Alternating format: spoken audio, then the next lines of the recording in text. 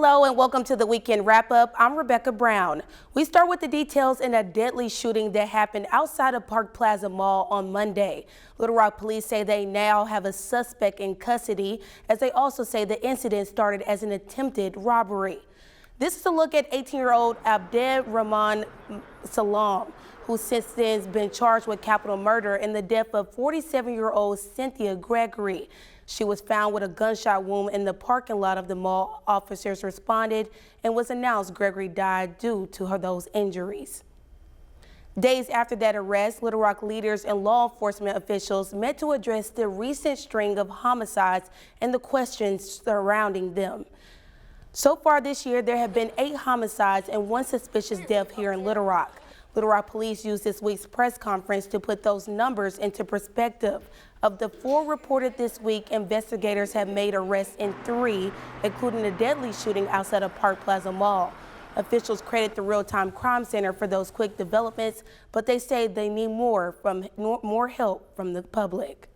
This is solely not a police matter. Everybody has a role in public safety. We need the eyes, ears, and support of the community. Our department has strengthened relationships and partnerships with local organizations, faith-based groups, and neighborhood leaders to encourage open dialogue and cooperation. If you see something, say something. There's a lot more to break down from that press conference, and you can find that more on our website right now at THV11.com. Meanwhile, detectives are helping a family find closure in a 43-year-old cold case that was thought to have been solved. THV11's Ashley Godwin shows us what led to the discovery of Rebecca Sue Hill's remains. Really, the only facts of this case were that we had remains found in Altoona, Florida. In 1984, Florida police found the body of a teenage girl off a dirt road with multiple stab wounds. Since then, detectives were unsuccessful with identifying the girl, who they nicknamed Judy Doe. That is, until now. We were able to send off some evidence to them. The Lake County Sheriff's Office in Florida sent off DNA evidence to Othram Labs, the same company that found DNA that linked Morgan Nick to a suspect, Billy Jack Links. Nothing really surprises us anymore. You never really know where these cases are going to take you. The lab was able to use the evidence to do genetic genealogy, where they matched the DNA of the Florida victim to a family here in Arkansas, uncovering Judy Doe as Rebecca Sue Hill. We're very happy that she has her name back and that family now knows some sense of closure of what happened to her and where she is. But the work isn't done yet. Florida police are now working to find out what happened to Hill, and they have pinpointed a person of interest.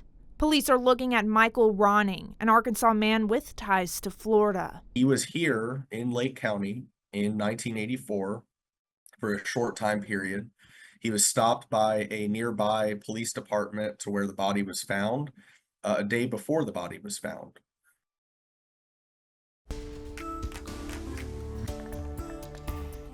It was another busy week at the Capitol as the state legislative session continues.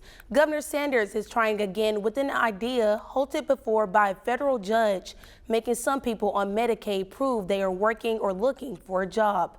I attended the governor's press conference this week to learn more about the push. But as long as we pay for people to sit on the sidelines, we will never reach our full potential. Arkansas is once again pursuing a Medicaid work requirement program. Inside the Capitol Tuesday, Governor Sarah Huckabee Sanders announced a new waiver called the Pathway to Prosperity. She says its plan targets able-bodied working-age adults 19 through 64 years old and requires them to work, study, volunteer, or care for children to retain benefits. 220,000 able-bodied working-age adults in Arkansas receive free health care, courtesy of the Arkansas taxpayer. It cost us more than $2.2 billion each year and growing. Of those recipients, estimates show that nearly 90,000 have no job. We've seen this before in 2018 during President Trump's first term. 18,000 Medicaid recipients lost their coverage. and the requirement was later blocked by federal courts. But Governor Sanders says she is confident that this revised version will work. This work requirement waiver request is different than what we've submitted in the past. And three, and I think this is probably the biggest piece, is that we are not permanently removing someone for the roles, but temporarily suspending so that they have the ability to get in compliance and get back on the program if they show that they're in compliance. This amendment is solidly in line with other work requirements in SNAP and TANF, which continue to provide opportunities for people to find pathways to success. The governor also faced pushback this week over her plans to build a new prison in Franklin County. Republican State Senator Brian King introduced multiple bills, all aimed at stopping construction of the proposed 3,000-bed facility.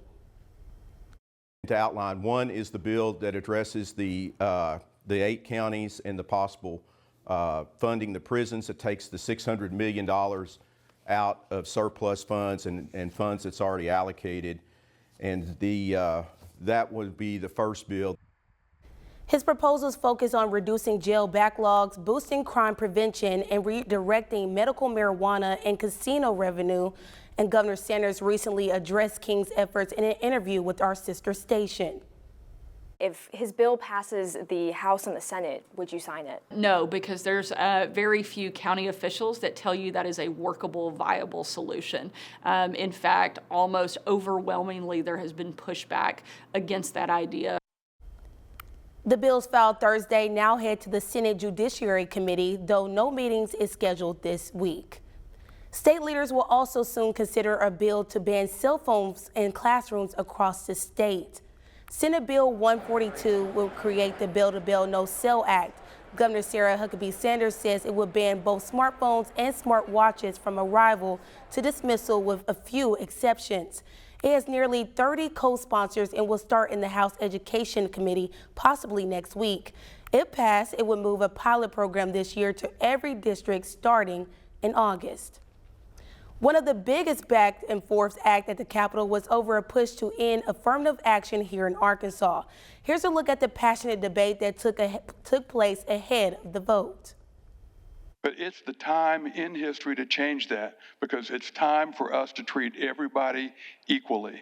Arkansas lawmakers are once again faced with a decision on affirmative action. A vote of 24 yay, 7 nay, 2 not voting, and 2 present. Senate Bill 3 passed in the full Senate on Wednesday. The legislation aims at prohibiting discrimination on the basis of race, sex, color, ethnicity, or national origin. But that strict definition means ending long-lasting programs designed to help minorities. That's why lawmakers like Democratic Senator Clark Tucker spoke against it. As Senator Murdoch said, this is not mandating any outcomes. This is really about opportunity, and that's it. Now, all of these programs were carefully crafted over a period of decades, very thoughtfully. These programs were created surgically to where they could have the most impact. This bill is not surgical. This bill, to Senator Clark's point, is a blunt instrument. Longstanding Democratic Senator Stephanie Flowers also pushed back on the bill, using her experience to fight it. But I've been feeling attacked most of my life. And it's because of my color. Sometimes it's because of my gender. But Sullivan says the federal government has already made strides to change affirmative action on the national level, arguing that Arkansas should be a trailblazer and follow as example. Our colleges, the University of Arkansas and Arkansas State, have been doing this for several years. They've been treating everybody equally. That you don't hear of all the lawsuits and problems and things going on. You just don't hear of it. Why don't you hear of it? It works. Treating everybody equally works. House aiming for a potentially different outcome after failing to be passed in 2023. The House did, however, pass the Frank Broyles Publicity Rights Protection Act, also known as the House Bill 1071.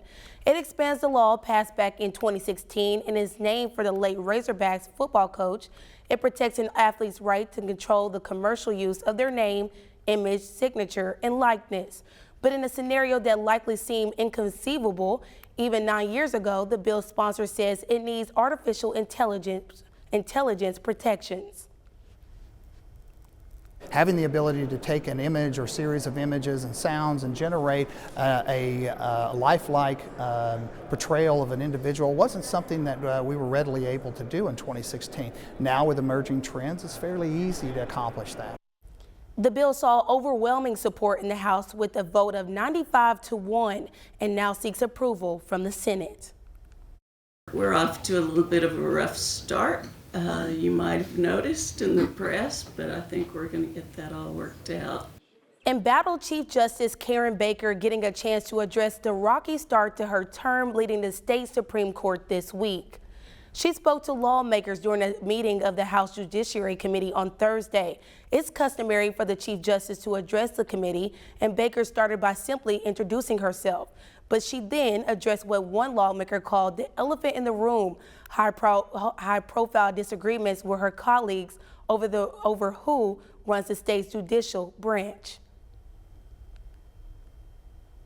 I am unwilling to accept that I don't have the same authority to hire the administrative office of the court's executive director, which is the area of contention. And if we can't work that out, we'll probably be litigating that issue. The Chief Justice started her term in a dispute with her colleagues on the High Court over firing staff and career personnel.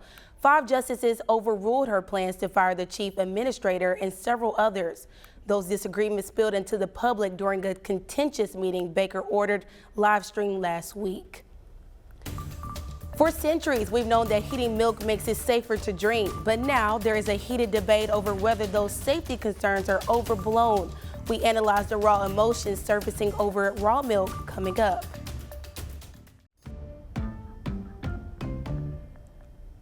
We've heard it before, a shortage of eggs driving up prices, and it's happening once again. While inflation has fallen, bird flu is blamed for keeping prices elevated now. Brooke Buckner shows us how it's showing up in the dairy case, and check out Al. While you may see a variance in price, know that we are doing our best to keep that price as low as possible. Kroger is one of several stores feeling the effects of the egg shortage. Spokesperson George Brown says some locations have even put limitations on how many eggs you can buy. I have seen that in some other cities, but right now that hasn't been a situation here. And besides seeing lower stock in some places, you'll likely see higher prices. According to the Department of Agriculture, retail egg prices increased by 8.4% in December. Egg prices are predicted to increase about 20% this year. In 2022, we had a highly pathogenic avian influenza, bird flu come into the U.S. again. Since that time, we've had something like 108 million birds that are impacted. Jada Thompson, associate professor of agricultural economics and agribusiness at the U of A, says farmers are having to reduce the bird population to prevent the spread to other birds and even humans. And so what we're seeing right now is the implications of higher bird flu counts. So those birds that are out of the system, they're not producing eggs. This also comes at a time of seasonal demand. We have really big seasonal demands for Christmas. We have a lot of demand, tight supply, and what you see is higher prices in the marketplace, which could impact those buying eggs for Easter. So how long can we expect this to last? There's no solid answer. I think egg prices are going to be high. I hope that they come back down. I think that we're going to see that ebb and flow. In Little Rock, Brooke Buckner, THV11 News.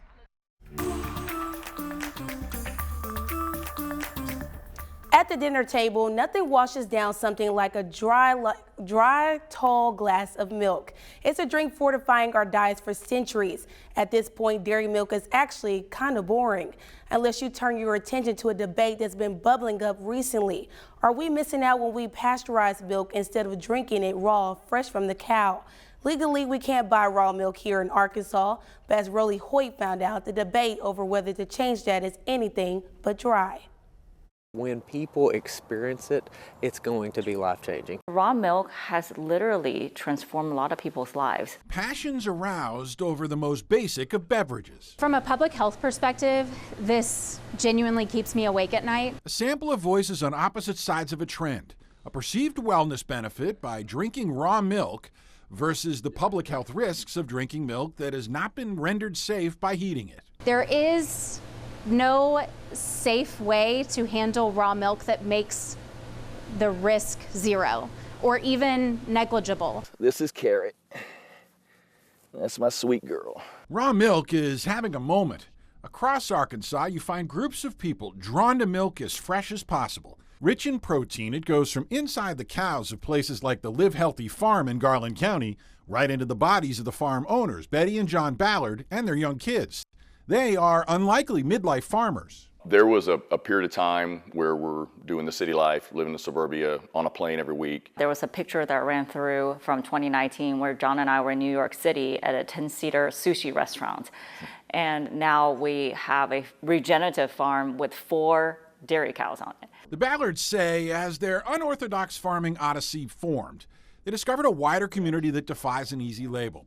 It's a mix of traditional, environmentally, and healthy conscious types associated with the left, combined with conservatives and libertarians, drawn together because raw milk is, by law, deliberately hard to get. There's absolutely nobody in Washington that's going to save us. This is a grassroots movement. Logan Duvall straddles those ideological lines as the farm-raised part owner of Me and McGee Farmers Market in North Little Rock. He wants to sell raw milk at his stand. In order to get raw milk, the consumer has to go to that farm and purchase it directly from that site. So anything outside of that is technically going to be illegal. Duvall offers other things that make the move from farm to table a short one. But when it comes to raw milk, that move's unavailable. It's why customers who learn of the Ballards' raw milk literally beat a path to their door. We have very dear customers that drive 81 miles one way to pick up milk. Their landed cost, their full expense is $21 a gallon. Now they can buy milk at the store for what, $4 or $5 a gallon. Mm-hmm. They choose to spend $21 a gallon, they're fully in cost, on our milk because it feeds their family, it's nutrient dense. I don't think they should have to drive 81 miles.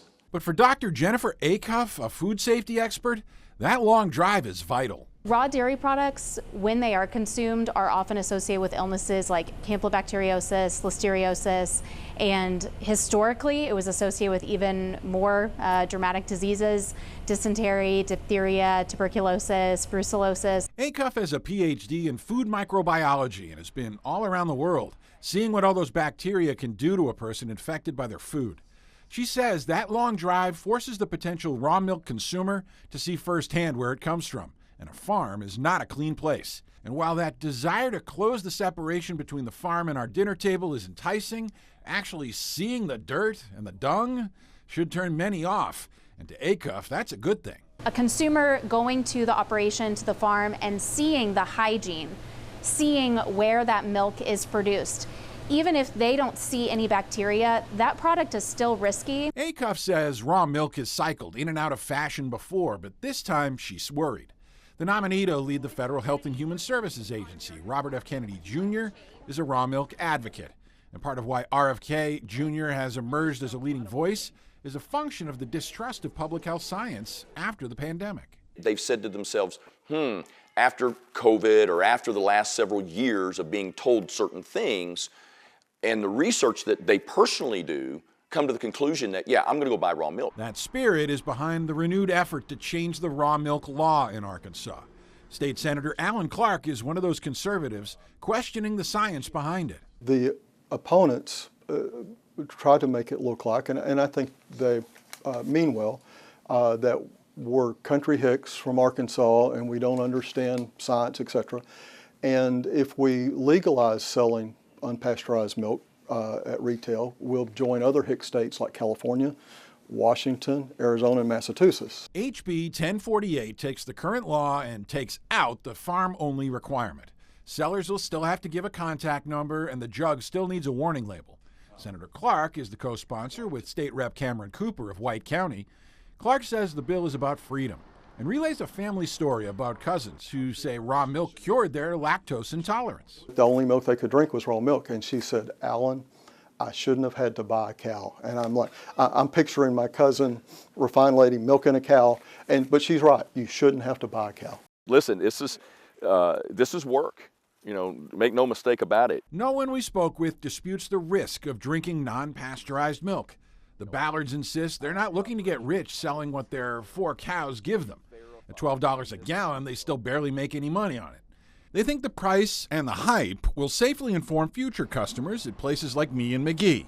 Dr. Acuff stridently disagrees. Saying that this is a way to promote the local dairy industry is going to come at the cost of lives. People die every year, children, frequently.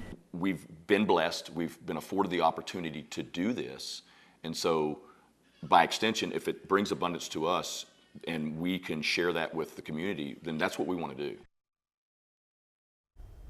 And you can continue to follow that bill's progress on THV11.com.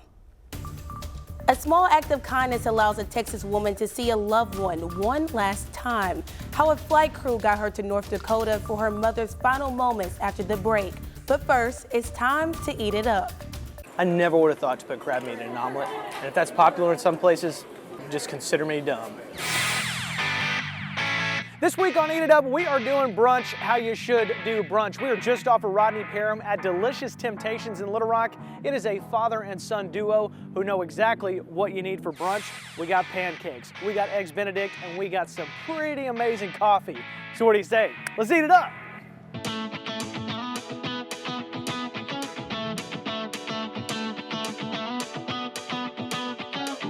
The original owner, Ms. Georgianne Osment, created this thing back in 1981. It was primarily a ladies' luncheon space. We are the 4th owners. Anthony was working for the previous owner at the time. He said, "Dad, we need to buy this place." And I went, "Oh, okay." We were in half of this space before. It was getting to the point where, the waiting line was just getting too big. It was an older space. When the person was in this space here, decided to downsize, and we said, well, we better jump on it now, and we did, and it's been really, really good.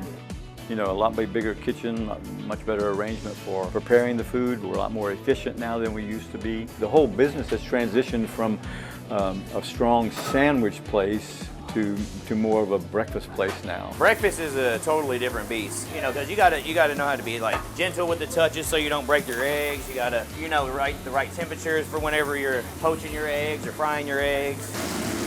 I now very much understand why it's called Delicious Temptations, because I'm literally tempted to eat every single thing in here. It smells so good. Whenever the vegetables hit the cold lettuce, it's kind of like a little wilted salad. Okay. And so the combination you may not think is very well, but it's phenomenal. It was one of those things I made at my house for my mom one day, and then she was like, "Oh my God, it's so good, you should put it on the menu."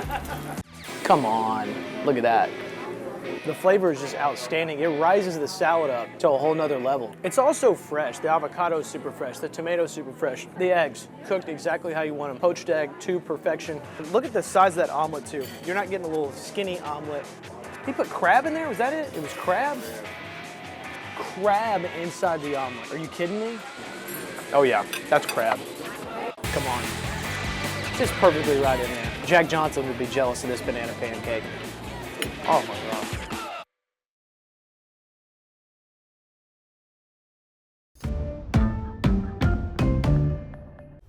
A Dallas woman is sharing her story of kindness during one of the most difficult times of her life. Natalie Haddad shares the dire situation and the amazing people who came to her aid. Going into the new year looks different for everyone.